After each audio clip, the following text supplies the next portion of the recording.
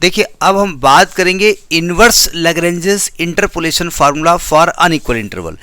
Inverse नाम से नहीं आता है। देखिए इसके पहले क्वेश्चन में आपने क्या किया लैग्रेंजेस में कि भाई x की वैल्यू दी हुई थी, उसके करस्पॉन्डिंग fx दिया हुआ था, है ना। तो एक हमने x को अननोन कर दिया, एक x दे दिया, हमने कहा इस x पे fx निकालो, इस x पे y निकालो। अभी क्या होगा, उल्टा हम कर देंगे, हम आपको fx दे देंगे और हम यानी y दे देंगे और हम कहेंगे बताओ कि ये फॉर्मूला कैसे लगेगा, मतलब x कैसे निकलेगा। तो इनवर्स में भी बिल्कुल डिटो फार्मूला वही लगने वाला है जो पहले वाला था, अंतर ये होगा उल्टा हो जाएगा। यानी अभी मैं x में माइनस कर रहा हूँ तो मैं वहाँ fx माइनस करूँगा, ठीक है, मतलब y में माइनस करूँगा। वहाँ पर y0 y1 y2 लिख रहे थे, यहाँ x0 x1 x2 लिखेंगे, ठीक है। एक एग्जाम्पल लेते हैं, फार्मूला पहले तो हम टेबल बना लेते हैं। एक टेबल है हमारे पास, ने नोट कर रखा है क्वेश्चन। ये x की वैल्यू है, ज़्यादा नहीं लिखेंगे, 4 वैल्यू लिखेंगे ना, क्योंकि ज़्यादा लिखने में क्या होता है कि थोड़ा सा,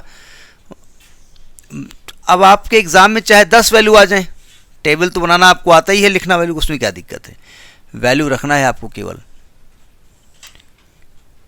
कैमरे की जद में आ रहा ना, ये x के करस्पॉन्डिंग fx मानो या ये y गिवन है, जो भी आप मान लें।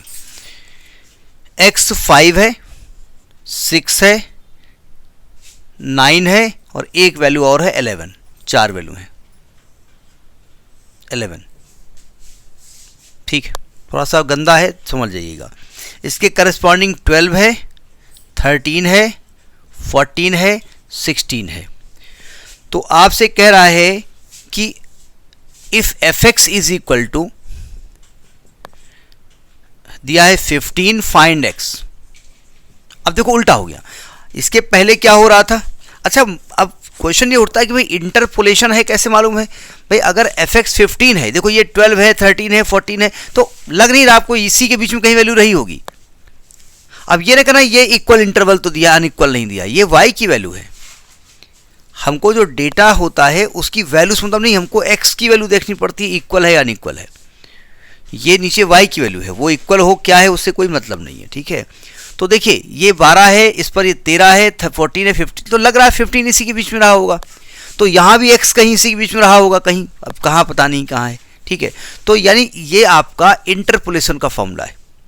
अब क्या क्या गिवन है मैं इसी टेबल में लिखता हूँ, आप अलग से लिखेंगे। ये x0 गिवन है, ये x1 गिवन है, ये x2 गिवन है, ये x3 गिवन है, ये y0 गिवन है, चाहे fx0 लिख दो, ये y1 गिवन है, ये y2 गिवन है, ये y3 गिवन है। तो आपको एक्चुअली निकालना क्या है, इसके पहले आप y निकाल रहे थे ना, यहां पर आप y inverse Lagrange's interpolation formula लगाएंगे। y ये नाम भी है, ऐसा नाम से आ भी सकता है, इनवर्स लैग्रेंजेस शॉर्ट में लिखे दे रहे हैं, इंटरपोलेशन शॉर्ट में लिखे दे रहे हैं, फार्मूला।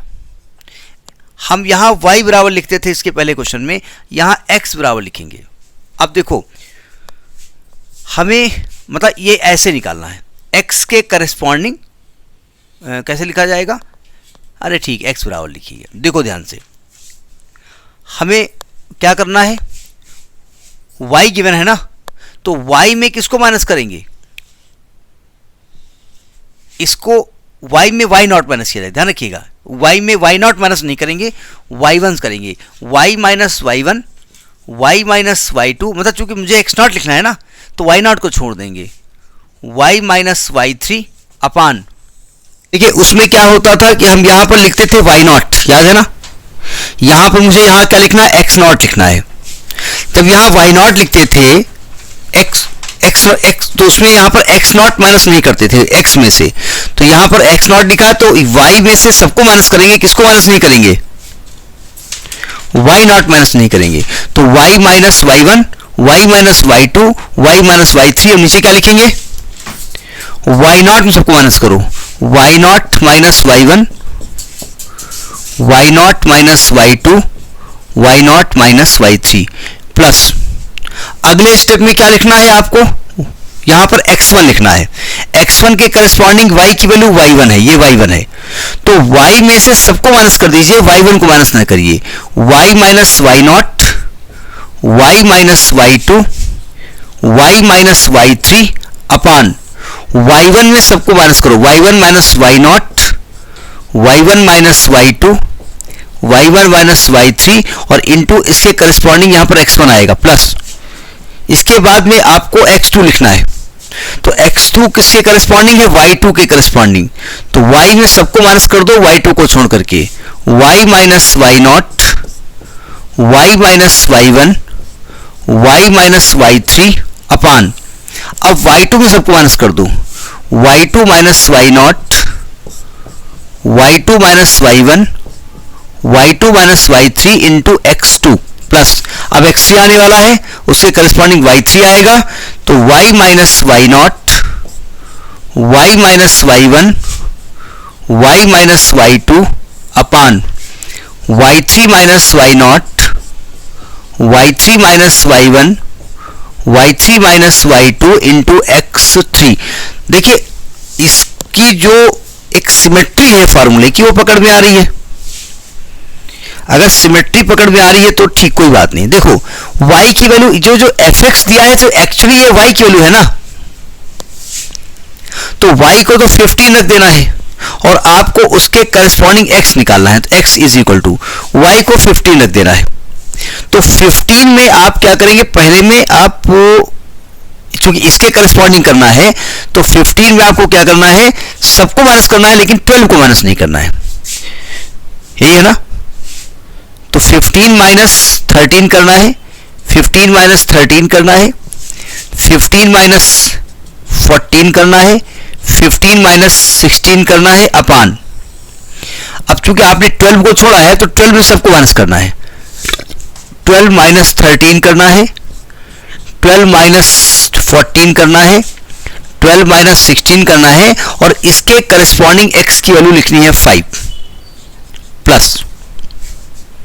अब क्या करना है, अब अगली वैल्यू आपकी है x1 की, इसके करस्पॉन्डिंग ये आ रहा है, तो आपको 15 में सबको माइनस करो, 13 को ना करो, 15 माइनस 12 करना है, 15 माइनस 14 करना है, 15 माइनस 16 करना है अपान, अब 13 माइनस करो, 13 माइनस 12 करना है, 13 माइनस 14 करना है, 13 माइनस 16 करना है इंटू इसके करस्पॉन्डिंग x हो गया 6। अब हम ये अगले स्टेप को इसके ऊपर लिखते हैं, क्योंकि जगह कम है इसलिए हम फॉर्मूला को रब करते हैं, नोट कर लिया फॉर्मूला, जगह का डिजिटल बोर्ड हो तो, लेकिन डिजिटल बोर्ड ठीक ठाक कीमत के आता है, उसे सिंपली खरीदना थोड़ा संभव नहीं है। ये इसके बाद यहाँ प्लस में लिखे दे रहा हूँ, मतलब इसके बाद ये प्लस आया हुआ है। अब देखो ध्यान से, अगले स्टेप में x2 आने वाला है, x2 के करस्पॉन्डिंग y2 आएगा, तो 15 में से सबको माइनस करो लेकिन 14 माइनस मत करो, तो 15 माइनस 12 आने वाला है, 15 माइनस 13 आने वाला है, 15 माइनस 16 आने वाला है अपान 14 माइनस 12 आने वाला है, 14 माइनस 13 आएगा, 14 माइनस 16 आएगा इंटू x का मान है इसमें x2 है 9 प्लस, अगला ये वाला स्टेप है 16 वाला, तो 15 प्लस का 15 माइनस 12 आने वाला है, 15 माइनस 13 आने वाला है, 15 माइनस 14 आने वाला है अपान 16 माइनस 12 आएगा, 16 माइनस 13 आएगा, 16 माइनस 14 आएगा इंटू 11। ये सभी वैल्यू हमने लिख ली और आपको यहाँ पर एंड सो ऑन लिखने का वो नहीं मिलेगा, इज इक्वल टू। देखो जब मैं इसको कैलकुलेट करूंगा तो पहला स्टेप आएगा 5/4 प्लस का 5/4 आएगा, दूसरा स्टेप आएगा माइनस का 6, ये आप देख लेंगे, तीसरा आएगा प्लस का 27/2 और चौथा स्टेप आएगा प्लस का 11/4। तो जब इसको चूंकि 4 2 इनसे पूरा डिवाइड हो जाता है तो 5/4 आएगा 1.25 माइनस का 6, 27/2 आएगा 13 दूनी 26 13.5 और प्लस 11/4 आएगा आपका 2.75। और जब हम इसको कैलकुलेट करेंगे तो पूरा जो कैलकुलेशन आएगा वो 11.5 आएगा।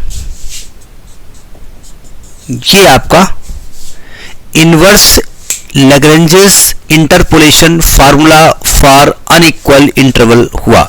समझ में बात आई? मतलब अभी क्या हो रहा था, x की वैल्यू के अलोंग, देखिए वहां क्या होता था, यहां पर एक x की अननोन वैल्यू होती थी, जैसे हमने 11, अब आप कहेंगे साहब ये बताइए कि 11.5 तो बाहर आ गया उसके, वो ठीक है आ गया तो आ गया, क्योंकि बहुत x के भाई इंटरपोलेशन तो ये कहा गया कि भाई x की जो डेटा दिया है इसी के बीच में कोई अननोन डेटा हो निकाल लो, लेकिन इंटरपोलेशन कहता है कि आपके डेटा के बहुत क्लोज अगर डेटा है तो इंटरपोलेशन से निकाल सकते हो। अगर मैं आपसे कहूं x का मान 20 है तो वैल्यू बताओ, तो इंटरपोलेशन से आप नहीं लगा सकते, फिर एक्सट्रापोलेशन लगाना पड़ेगा आपको, ठीक है। हाँ हाँ, y की वैल्यू नहीं नहीं नहीं, वो अब किस रूल को फॉलो करके वैल्यू लिख रही है हम क्या जाने, मतलब ये किस रूल को फॉलो करके वैल्यू लिखी जा रही है ये हमको नहीं मालूम ना, नहीं समझे, मतलब ये कौन सा रूल यहां लग रहा है ये हम नहीं कह सकते ना। अब आप समझिए यहां पर 1 का डिफरेंस है तो यहां 1 का डिफरेंस है, यहां 3 का डिफरेंस है तो यहां भी 1 का डिफरेंस है, यहां 2 का डिफरेंस है तब भी यहां 1 का डिफरेंस, मतलब 2 का डिफरेंस है भाई, यहां यहां 12 13 14 16, अब यहां 1 का डिफरेंस है, फिर यहां 1 का डिफरेंस है, जबकि यहां 3 का डिफरेंस है। बात समझ नहीं आ रही है? मतलब x में 1 का डिफरेंस, y में 1 का डिफरेंस, x में 3 का डिफरेंस, y में 1 का डिफरेंस, x में 2 का डिफरेंस, y में 2 का डिफरेंस। तो ये जो डिफरेंस है वो किस रूल को फॉलो किया जा रहा है ये हमको नहीं मालूम, ठीक है। हाँ, अगर मैं यहां पर पूरे इक्वेशन को सॉल्व कर लूं तो मुझे एक पॉलिनोमियल जरूर मिलेगा, उस पॉलिनोमियल के तहत वैल्यू आ रही, नहीं समझे भाई। मैं x की वैल्यू रख रहा हूं, ठीक है, अगर मैं x ना लिखता यहां पर और इसको कैलकुलेट कर देता तो कितनी वैल्यू दी हुई है, 1 2 3 4 है ना, और यहां पर x माइनस दिस सब में x माइनस कर रहे हो ना, तो आप 3 माइनस कर रहे हो ना 3 बार, तो आपका हर स्टेप में x की पावर 3 आएगी ना। तो अगर मैं यहां पर x का मान ना रखूं और x ही लिखा रहने दूं तो हर एक स्टेप क्यूबिक होगा, और मैं सॉल्व करूंगा तो आपको क्यूबिक इक्वेशन आएगा, है ना।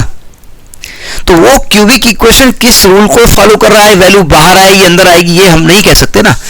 बात समझे हम क्या कह रहे हैं कि यहां x का डिफरेंस 1 का है, y का डिफरेंस 1 का है, x का डिफरेंस 3 का है, y का डिफरेंस फिर भी 1 का है, x का डिफरेंस 2 का है, y का 2 का है। तो ये कौन से रूल को फॉलो कर रहा है ये हमको नहीं मालूम, इसलिए हम ये नहीं कह सकते कि भाई x बराबर 11.5 नहीं आ सकता, 9 और 11 के बीच में आ सकता है, आ जाए अच्छी बात है, नहीं आ रहा तो हम उसको वो नहीं कर सकते, यही आना चाहिए। बात समझ आ गई? ये इनवर्स लैग्रेंजेस इंटरपोलेशन फार्मूला है फॉर अनइक्वल इंटरवल। तो पहला आपने डायरेक्ट बताया, जब x की वैल्यू दी है तो y की निकाली थी आपने, x की एक अननोन वैल्यू दी है y निकाल लिया। अभी क्या हो रहा है कि y की वैल्यू दी है और x की निकाली है, तो हम उसी लैग्रेंजेस फार्मूले को पलट के लिख सकते हैं, इसलिए उसी का नाम इनवर्स कह सकते हैं। और ना भी इनवर्स कहीं लिखा हो और ये फार्मूला लिखा हो तब भी आप कंफ्यूज मत होइएगा, क्योंकि लैग्रेंजेस का ही फार्मूला है ये, ठीक है। करिए इसको।